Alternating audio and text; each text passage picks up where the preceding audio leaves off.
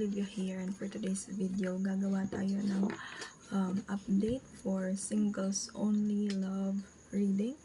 Titingnan natin kung sino itong paparating sa'yo and ano ang potential outcome ng connection ninyo with this person.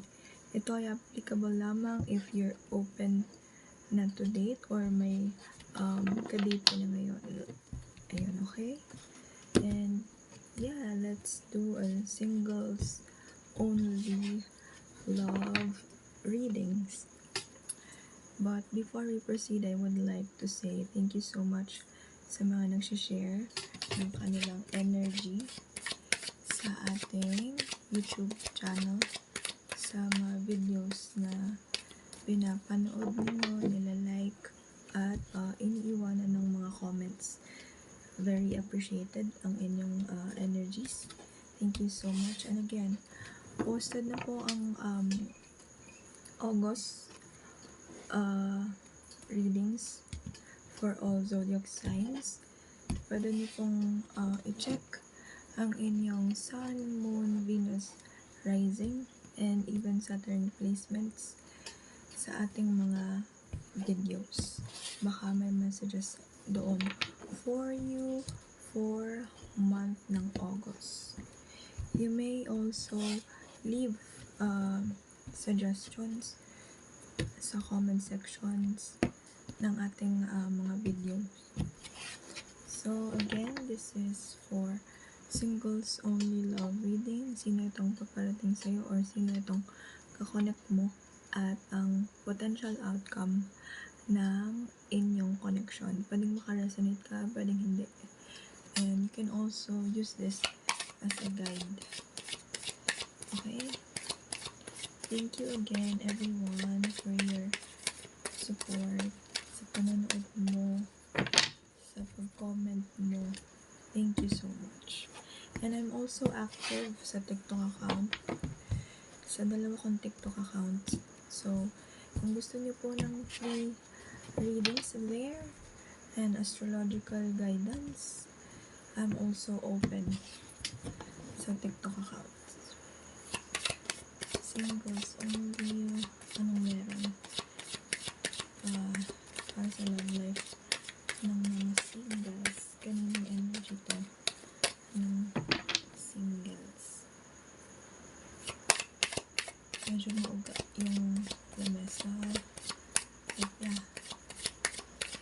Sino itong kakonect mo?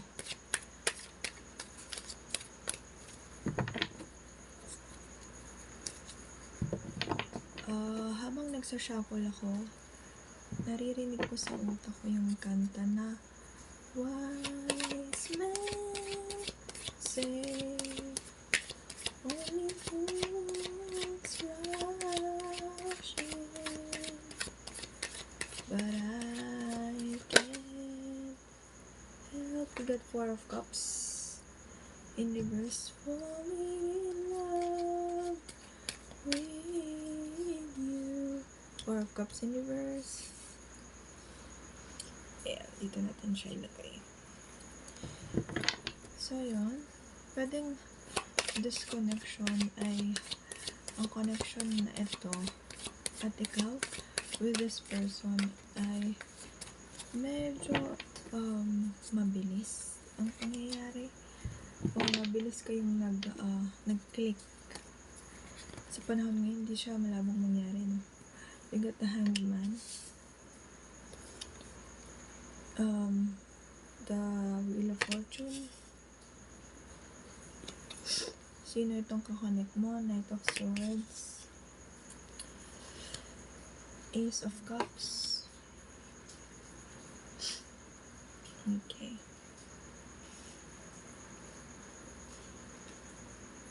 Let's add some more. Ano ang magiging outcome ng inyong connection dito?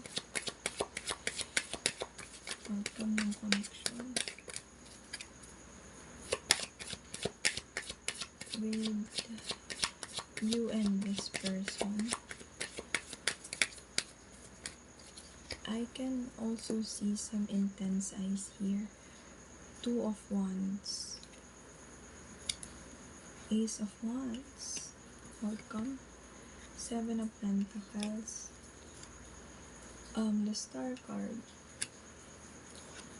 and Nine of Wands, sorry. We have another additional cards for this.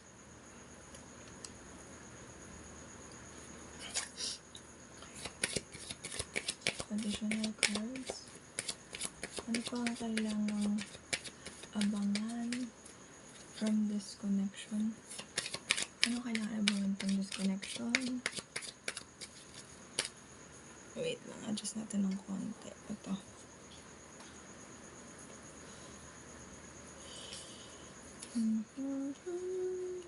I can feel my energy is more excited. Alam mo yung energy na excited ka pero you feel relaxed at some point. Excited pero nakakaramdam ka ng relax habang kausap mo yung person na to. There's this intense alam mo yung eye contact. Siguro isa sa mga madali kang ma-attract is if the person is looking at you with intent. Yung pag nakikinig siya sa'yo sa mga sinasabi mo, sa introduction mo with this person habang nag-uusap kayo is you can see through this person's eyes yung intentions niya, yung pagiging intentional niya towards you. I can also see intuitively blue ribbons. So we get Queen of Wands, Queen of Wands, Ace of Swords, Ten of Wands, the Magician, lastly, and King of Swords. So yeah, let's do this. This is again only for singles only love reading. Kung ikaw ay open na or may kinikilalang special someone or new person ngayon, this reading might be for you. Tingnan natin kung sino itong person mo, ano ang potential outcome ng connection ninyo, and additional messages or advice, guidance for this connection. So yeah, let's start. This person, ayun na, comes off as someone na open and at the same time nakakaramdam ka ng relax na emotions habang nag-uusap kayo ng person na to. Pwedeng this connection is naging mabilis yung pag-uusap ninyo sa umpisa, pero kalaunan mas nakita mo yung lalim ng person na to. Pwedeng this person or this person as well is nung una parang hindi siya interesado sa'yo or nararamdaman mo hindi siya interested, pero ayun nga, nagkaroon ng pagbabago sa energy, sa connection, lalo na nung mas naintindihan mo or nakuha mo yung parang vibe ng person na to, and this person, naramdaman niya that you're somehow an interesting individual too.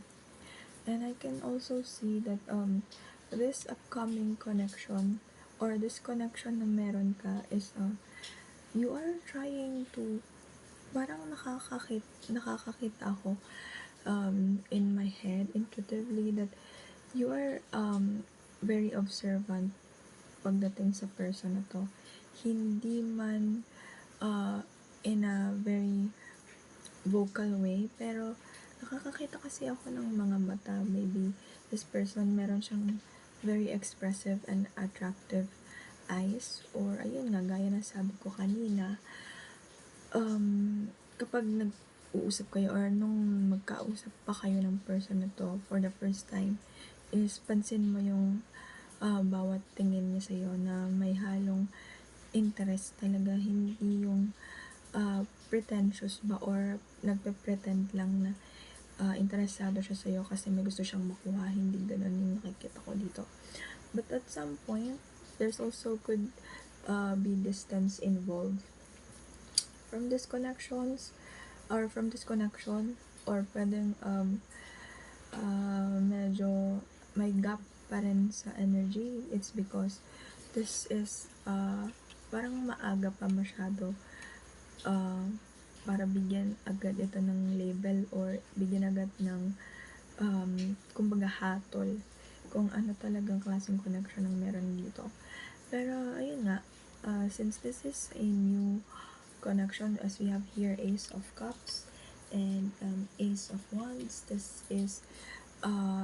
these cards ay sumisimbolo ng fresh starts or new beginnings, like bago pa lang, new emotions, attractions, mga ganon. Meron din ako nakikita dito advice from this connection, lalo na kung medyo may gap sa distance or location. Could be habaan niyo yung pasensya ninyo. Huwag masyado I heard in my head. Huwag masyadong magpapaniwala sa mga nakikita or mga sinasabi ng iba. Importante din na magkaroon ng kalaro at mature na pakikipag-usap. Hindi na dapat manaig dito yung ghosting. Lalo na kung parehas naman na kayong nasa tamang edad na. I can also see the number 20 here, so maybe you and this person are nasa ganong age brackets. Or mahalagang date sa'yo yung 20 or 02. I can also see here another advice from this connection's outcome. Ayun nga, pairalin yung pakikipag-usap. Oh, we also have Ace of Swords here, Ace of Wands, and Ace of Cups. Sobrang ganda ng energies na to kasi there's an alignment here of potential emotions na merong reciprocation of emotions, pati actions, and communication. Yun nga lang, dahil present na itong tatlong energies dito, you can use this again guys as a guide na kailangan pairalin yung balance dito sa connection na to para magkaroon ng work ba, hindi siya ma-burnt out. And mas maganda kasi kung ngayon nga magkaroon kayo ng mature na pag-uusap ng person na to. Isa yun sa nakikita kong advice or potential advice for this connection. There's also a potential outcome here. Maring ayun nga, both of you both of you is nasa tamang edad na, and sobrang nagja-jive kayo when it comes to communication, pero the other one lang is more on actions, and while the other naman is more on communication. So for this connection, para mag-work into something good, kailangan mahanap niyo yung balance ng actions and communications, yung reciprocity at balance to make this connection work. Regardless sa inyong distance, kailangan talaga, if you really want this to work, just like lagi kong sinasabi sa live, if you really want to make something na mag-work on your favor guys, especially for couples, yeah, kailangan ipakita nyo sa universe, sa higher self nyo, sa other greater energies pa, na ayun, gusto nyo mag-work ang connection na to. Of course, let us do the work. Avoid yung mga makakasira sa relasyon. Always prioritize each other's feelings and actions for this connection to work. And yeah, this is your reading, singles. A lot of air signs and fire signs are here, and a little bit of water signs as well.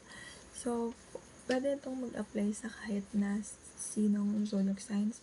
nabanggit ko lang yung mga ganong signs or elements dahil sila ang prominent energies na andito sa reading na to. And if this video ay naka-help at nag-resonate sa'yo, don't forget to share your energies by commenting anything under this video and liking this video. Thank you and see you on the next video. Bye!